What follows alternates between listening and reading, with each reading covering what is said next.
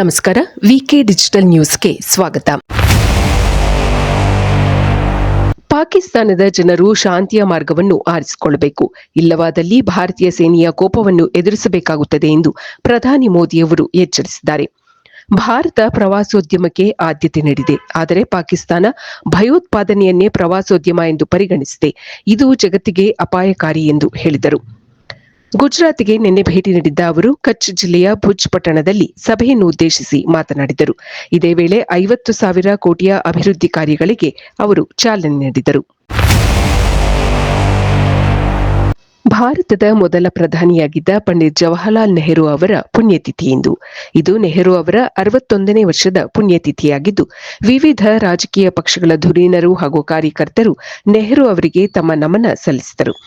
ನೆಹರು ಸಮಾಧಿ ಸ್ಥಳಕ್ಕೆ ಇಂದು ಹಲವರು ಭೇಟಿ ನೀಡಿ ನೆಹರು ಅವರನ್ನು ಸ್ಮರಿಸಿದರು.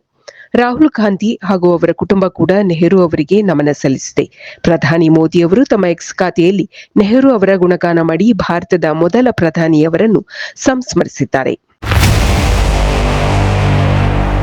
ನಿನ್ನೆ ತಮ್ಮ ಪುತ್ರನನ್ನು ಪಕ್ಷದಿಂದ ಹಾಗೂ ಕುಟುಂಬದಿಂದ ಉಚ್ಚಾಟಿಸಿ ಬೇಸರದಿಂದಿದ್ದ ಆರ್ಜೆಡಿ ಮುಖ್ಯಸ್ಥ ಲಾಲು ಪ್ರಸಾದ್ ಯಾದವ್ ಅವರು ಇಂದು ಸಂಭ್ರಮದಿಂದಿದ್ದಾರೆ.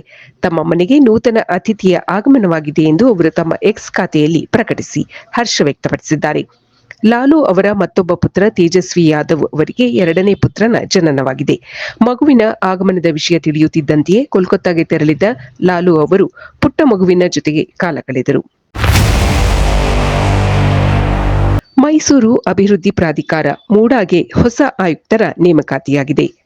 ಕೆಆರ್ ರಕ್ಷಿತ್ ಅವರನ್ನು ಪ್ರಭಾರ ಆಯುಕ್ತರನ್ನಾಗಿ ನಿಯುಕ್ತಿಗೊಳಿಸಲಾಗಿದೆ. ಕೆಎಎಸ್ ಕಿರಿಯ ಶ್ರೇಣಿ ಅಧಿಕಾರಿಯಾಗಿರುವ ಇವರು ಮೈಸೂರು ಉಪವಿಭಾಗದ ಸಹಾಯಕ ಆಯುಕ್ತರಾಗಿ ಕಾರ್ಯನಿರ್ವಹಿಸುತ್ತಿದ್ದಾರೆ.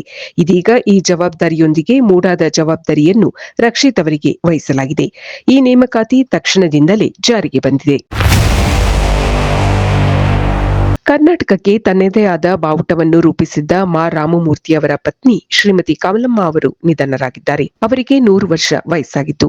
1967ರಲ್ಲಿ ಕಮಲಮ್ಮ ಅವರು ತಮ್ಮ ಪತಿ ಹಾಗೂ 2 ಮಕ್ಕಳನ್ನು ಕಳೆದುಕೊಂಡಿದ್ದರು. ಮನೆಯ ಮುಂದೆ ಸಂಭವಿಸಿದ ಭೂಕುಸಿತದಲ್ಲಿ ಕಮಲಮ್ಮ ಅವರು ಪತಿ ಹಾಗೂ ಪುತ್ರರನ್ನು ಕಳೆದುಕೊಂಡು ಒಂಟಿಯಾಗಿದ್ದರು. ಇತ್ತೀಚೆಗೆ ಬೆಂಗಳೂರಿನ ವೃದ್ಧಾಶ್ರಮದಲ್ಲಿ ಅವರು ತಮ್ಮ ಕೊನೆಯ ದಿನಗಳನ್ನು ಕಳೆದಿದ್ದರು.